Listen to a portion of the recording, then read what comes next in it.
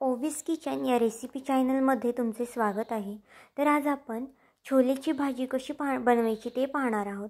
अगदी सोप्या पद्धतीने अगदी कमी साहित्यामध्ये ही भाजी मी तुम्हाला दाखवणार आहे।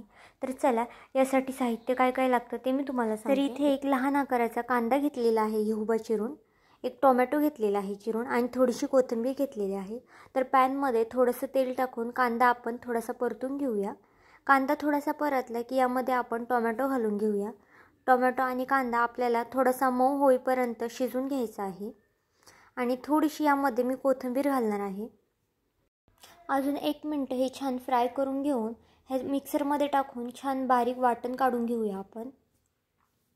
छोले मी इथं रात्री भिजत घातले होते आणि सकाळी 3 शिट्ट्या कुकरला लावून घेतलेल्या आहेत आणि छोले छान शिजून घेतलेले आहेत। तर इथं कढईमध्ये मी 4 पळ्या तेल वापरलेले आहे। छोलेच्या भाजीला शक्यतो तेल जास्तच लागतं। तर तेल तापलं की यामध्ये आपण जिरं टाकून घेऊया।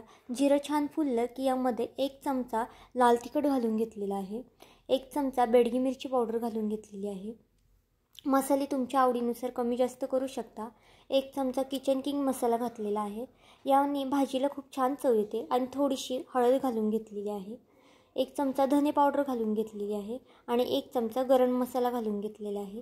तर आता हे मसाले आपण तेलामध्ये छान फ्राय करणार आहोत। असे तेलामध्ये मसाले परतले की भाजीला रंग खूप छान येतो।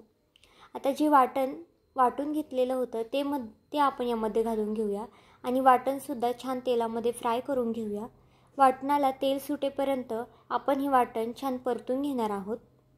तर इथे मी एक मसाला वापरलेला आहे। जर तुमच्याकडे हा मसाला असेल तर तुम्ही नक्कीच वापरा। चिकन टिक्का मसाला मी यामध्ये टाकलेला आहे 1 चमचा, याने भाजीला खूप छान चव येते। असेल तर तुम्ही टाका, नसेल तर नाही घातला तरी चालेल, तरीसुद्धा भाजी खूप छान होते। तर इथे मी आता मसाला परतून झाला की यामध्ये जे छोले शिजून घेतले होते ते आपण यामध्ये घालून घेऊया आणि थोडंसं पाणी ॲड करणार आहे मी। जर तुम्हाला भाजी जास्त पातळ ठेवायची असेल तर तुम्ही पाणी जास्त टाका आणि घट्टसर ठेवणार असेल तर पाणी कमी टाका। आता ज्या भांड्यामध्ये मिक्सरमध्ये वाटण काढून घेतलेलं होतं त्याचमध्ये आपण थोडंसं पाणी घालून तेच पाणी यामध्ये मी टाकलेलं आहे आणि या पद्धतीने असं दाटसरच रस्सा ठेवलेला आहे। तर यामध्ये चवीनुसार मीठ टाकून घेऊया आणि भाजी छान मिक्स करून घेऊया। तर 5 मिनिटं झाकण ठेवून घेऊया आपण आणि भाजीला एक उकळी काढून घेऊया।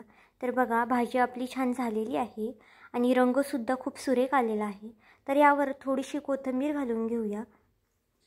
तर तुम्हाला छोलेची भाजीची रेसिपी कशी वाटली मला हे कमेंट करून नक्की सांगा आणि चॅनलवरती कोणी नवीन असेल तर सबस्क्राईब करायला विसरू नका।